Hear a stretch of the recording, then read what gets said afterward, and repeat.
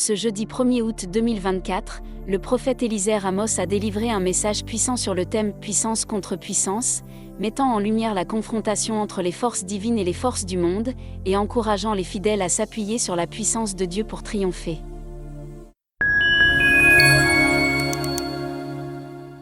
Enfants de Dieu, vous devez parvenir à comprendre que la création, le monde spirituel, les esprits, la vie, ne répondent et ne s'inclinent que face à une puissance supérieure.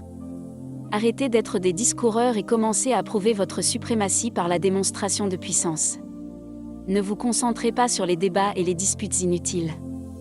Prouvez la suprématie de votre Dieu en démontrant son pouvoir suprême. Devenez comme l'apôtre Paul qui nous dit dans 1 Corinthiens chapitre 2 verset 4, « Ma parole et ma prédication ne reposaient pas sur les discours persuasifs de la sagesse, mais sur une démonstration d'esprit et de puissance. » En vous efforçant à discuter les choses de l'esprit avec les non-spirituels, vous faites la mauvaise chose, c'est comme raisonner avec un fou. L'homme charnel ne conçoit pas les choses de l'esprit, c'est ce que nous apprenons dans 1 Corinthiens chapitre 2 versets 13 à 14, et nous en parlons, non avec des discours qu'enseigne la sagesse humaine, mais avec ceux qu'enseigne l'esprit, employant un langage spirituel pour les choses spirituelles. Mais l'homme animal ne reçoit pas les choses de l'esprit de Dieu, car elles sont une folie pour lui, et il ne peut les connaître, parce que c'est spirituellement qu'on en juge. En Christ vous n'êtes pas dépourvus de puissance, bien au contraire vous avez reçu le pouvoir suprême et avez été revêtus de la puissance suprême. En effet, nous sommes assis en Christ et nous avons été établis au-dessus de toute puissance et autorité selon Éphésiens chapitre 2 verset 6, il nous a ressuscités ensemble, et nous a fait asseoir ensemble dans les lieux célestes, en Jésus-Christ, et Éphésiens chapitre 1 verset 20 à 21, il l'a déployé en Christ, en le ressuscitant des morts, et en le faisant asseoir à sa droite dans les lieux célestes, au-dessus de toute domination, de toute autorité, de toute puissance, de toute dignité, et de tout nom qui se peut nommer, non seulement dans le siècle présent, mais encore dans le siècle à venir. Au cours de l'histoire de l'humanité, la suprématie et la souveraineté de votre Père et Dieu a toujours été démontrée par la démonstration de sa puissance suprême. Ça a été le cas avec le prophète Élie qui a exprimé son ras-le-bol concernant le syncrétisme des Israélites, leur disant qu'ils devaient se décider entre Baal et Jéhovah et se donner entièrement à celui des deux qui allait pouvoir démontrer sa suprématie. Méditons le récit de cette histoire dans 1 Roi chapitre 18 versets 21 à 39, alors Élie s'approcha de tout le peuple, et dit, « Jusqu'à quand clocherez-vous des deux côtés? Si l'Éternel est Dieu, allez après lui, si c'est Baal, allez après lui. » Le peuple ne lui répondit rien.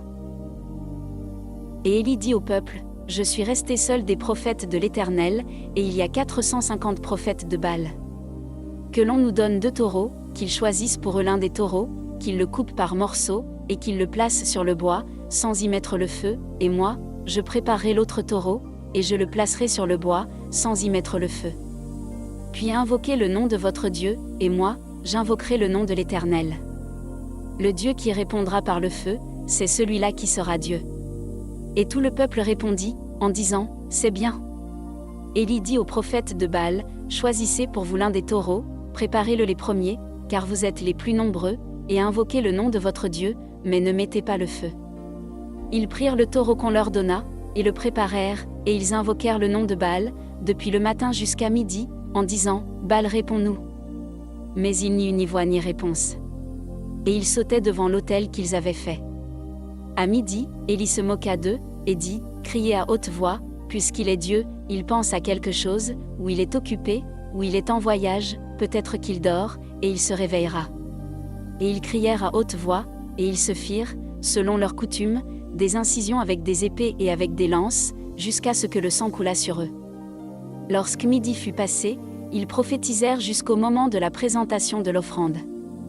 Mais il n'y eut ni voix, ni réponse, ni signe d'attention. Au moment de la présentation de l'offrande, Élie, le prophète, s'avança et dit, « Éternel, Dieu d'Abraham, d'Isaac et d'Israël. Que l'on sache aujourd'hui que tu es Dieu en Israël, que je suis ton serviteur, et que j'ai fait toutes ces choses par ta parole. Réponds-moi, Éternel, réponds-moi, afin que ce peuple reconnaisse que c'est toi, Éternel, qui es Dieu, et que c'est toi qui ramènes leur cœur. » Et le feu de l'Éternel tomba, et il consuma l'holocauste, le bois, les pierres et la terre, et il absorba l'eau qui était dans le fossé. Quand tout le peuple vit cela, Ils tombèrent sur leur visage et dirent, « C'est l'Éternel qui est Dieu. C'est l'Éternel qui est Dieu. » Comme Élie, comprenez et démontrez la suprématie de votre Dieu en démontrant sa toute-puissance, alors tout genou fléchira devant lui et toute langue confessera que Jésus-Christ est Seigneur. Gloire à Dieu. Confession. Veuillez répéter après moi. J'ai été établi et je suis assis dans l'autorité suprême. Je suis revêtu de la puissance suprême. Je suis l'expression du Tout-Puissant. Je prouve la souveraineté et suprématie du Seigneur Jésus-Christ en la démontrant.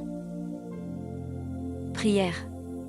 Père Céleste, merci pour ton amour et ta puissance, merci de m'avoir établi en Christ. Merci de m'avoir positionné dans la race et le lieu de suprématie.